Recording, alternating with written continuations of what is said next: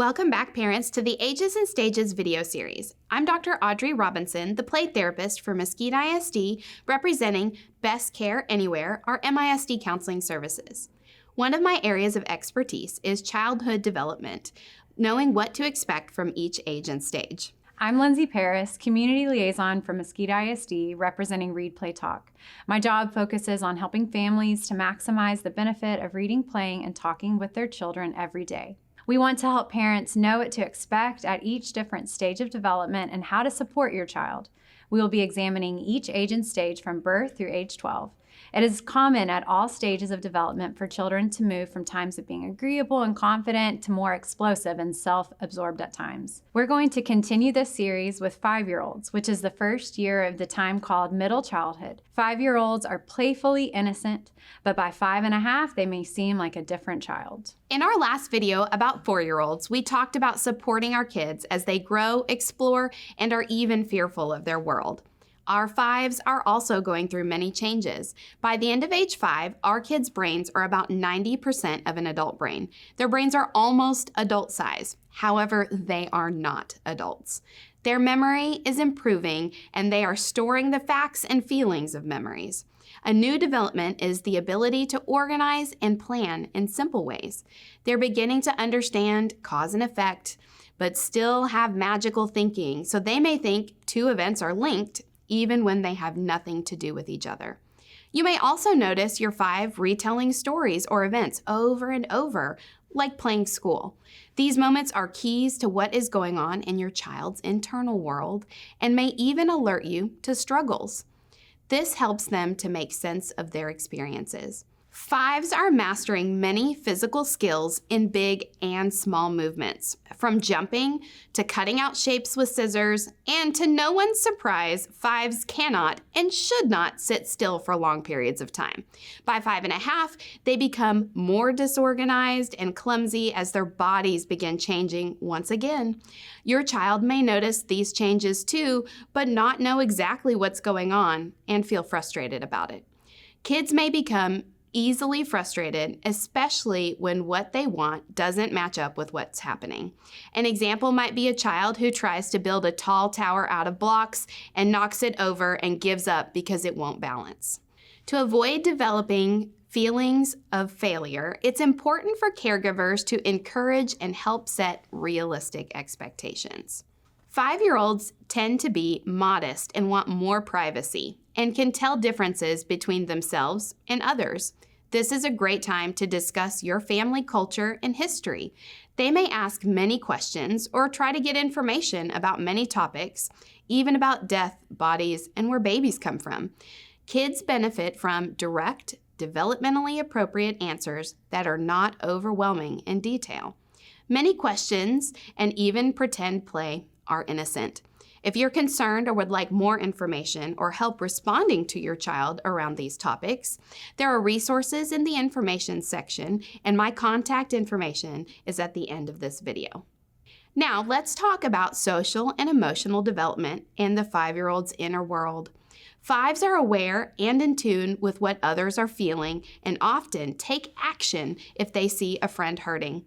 Peers are becoming more and more important. They also want to avoid punishment and may blame others for things they did wrong.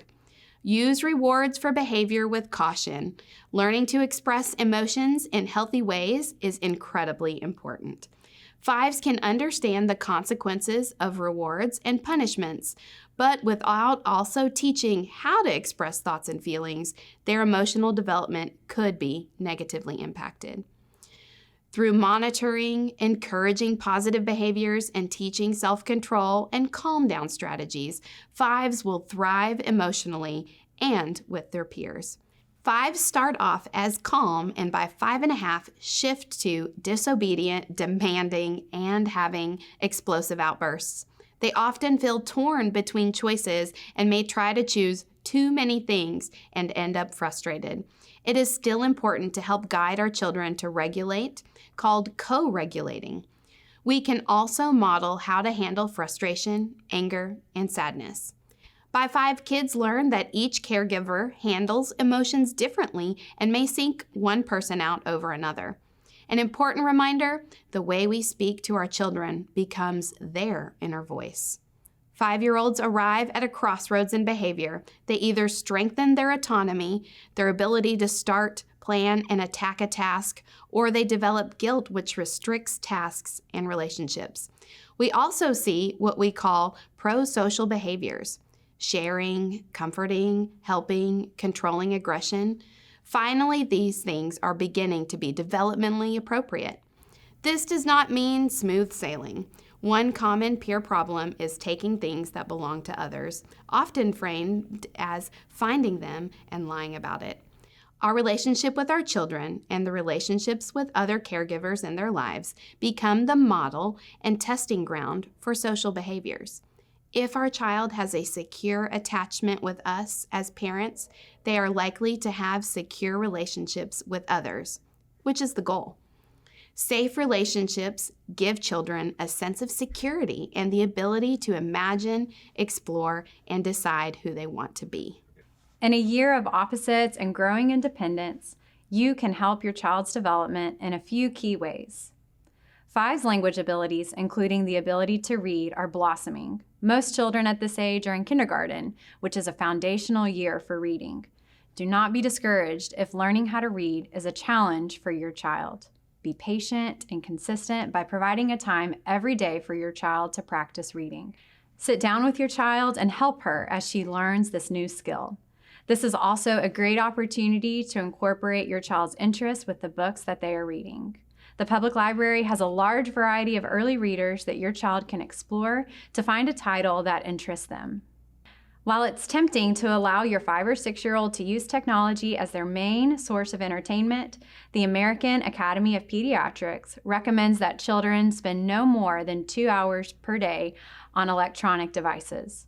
Your child's brain is still growing rapidly during this period, so now is the perfect time to encourage physical and imaginative play for your child.